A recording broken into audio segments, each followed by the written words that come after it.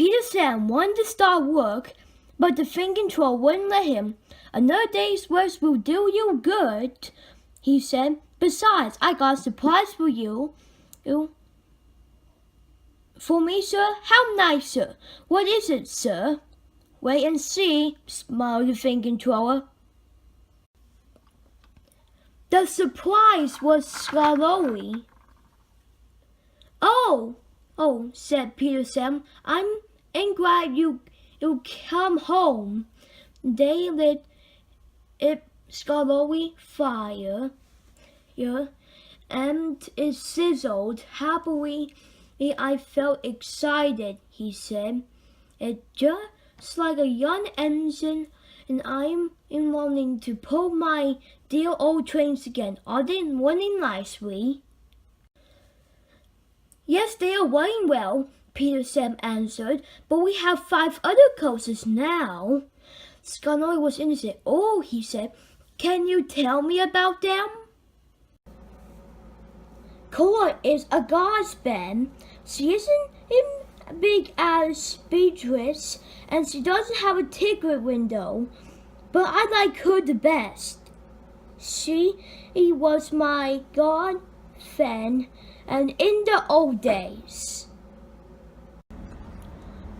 Ada, Jane, and Mabel are playing. They have no roofs. Sir Handel says they are trucks, but they have seats," said Peter Sam. "So I say they are coasters. What do you think, Scarlowy?" The little old engine smiled. "If they have seats, they are coasters," he said firmly. "Sir Handel likes good and militant and best," Peter Sam went on. "He always tries to take them along. They have bogies, and he says that they're the only real coasters we have. They remind him of when he used to pull our express. Both have seats for passengers, but they have Milton has a guard as well. He sells tickets and travels in a tiny cupboard place." "I don't like that," he remarked earnestly. "Gods are very important dainty events. They shouldn't be put into cupboards." Scarlowy said nothing. So Peter Sam continued. "Did Worsley help you off your truck?" "Yes, he says he comes to mend the line and do odd jobs. I like him," smiled Scarlowy. "So do I," Peter Sam explained. "How kind Rusty was when he had his accident is a pity Duncan who doesn't like him." "Who's Duncan?" "He came in as a spare engine after my accident." "Is he useful?" "He can't pull anything, and I'm sure he means well. But he's bouncy and rude. He used to work in a factory, and his language is often as strong."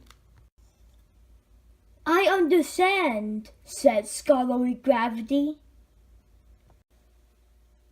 Just then the telephone rang, and Scarlowy's driver and fireman climbed into his cab. "Come on, old boy," they said. "Duncan is stuck in the tunnel, and we have to get him out." Scarlowy was pleased. He wanted a run, and he was looking forward for meeting Duncan. They found Cora and some workmen and hurried up the line. How nice and smooth the wheels are, thought Scully. They mended all the old bumps. Rusty helped to do that. I must tell him how nice he is. Duncan had stuck at the far end of the tunnel. His coasters were outside. Passengers were helping the driver and firemen to destroy some rocks wedged between the top of Duncan and his cab and the tunnel roof. Duncan was cross. I've been praying one engine, he keeps saying, as I speak, as I find tunnels. He should be tunnels, not rabbits and holes. This railway is no good at all. Don't be silly, snapped his driver. This tunnel is quite big enough for engines who don't walk and roll. They cleared away the rocks and Scully pulled Duncan and his coaster safely through. Cora was left on a siding and the workmen stayed to make sure it was all safe. Duncan grumbled all the way home, but Scully paid no attention. The thinking troll was waiting for him. Listen to me, Duncan, he said. There was nothing wrong with that tunnel. You stuck in it because you tried to walk and roll. And if it happens again, I will cut down your cap and your funnel too. Duncan, a bastard, was neither plain or blunt for a whole evening.